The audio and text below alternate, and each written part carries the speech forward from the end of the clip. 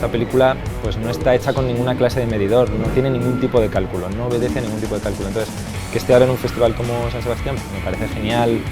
No me hubiera imaginado estar estrenándola en el otoño del 2021 esta película, ¿no? Con esta forma concreta.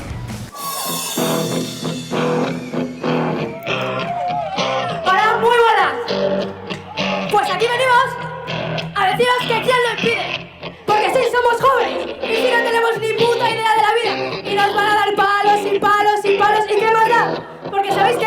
Lo único que hace falta es soñar. Todos los que estáis ahí, todos vosotros tenéis sueños. ¿Quién coño os va a decir que no podéis hacerlo? ¡Nadie! ¿Sabéis qué?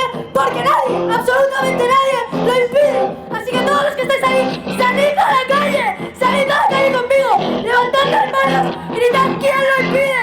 Porque ¿quién lo impide? ¡Nadie lo impide!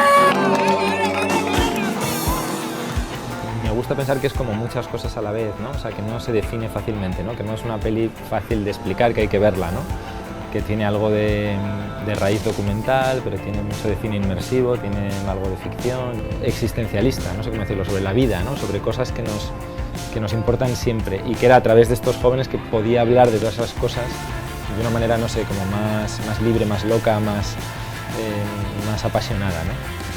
¿Cómo os gustaría en realidad, idealmente, cómo os gustaría ser representados en una película, por ejemplo, o en el cine en general? O cuando echáis en falta estas cosas, ¿no? Que decís a veces, o el cliché, o lo que... Como personas.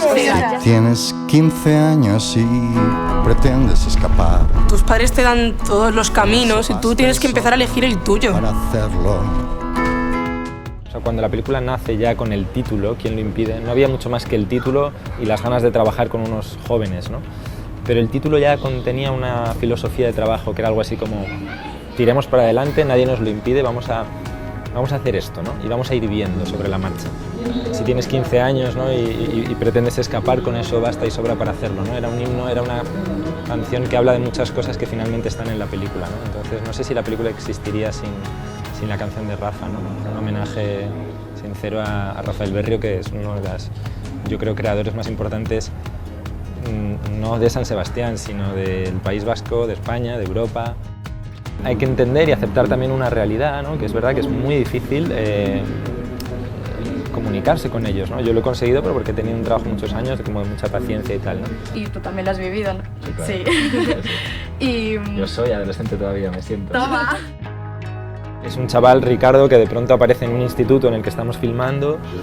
Él tiene ganas de hablar, ganas de hacerse notar, de decir algo, y ese chico se convierte por un rato en la película en el guionista y casi el director de la película.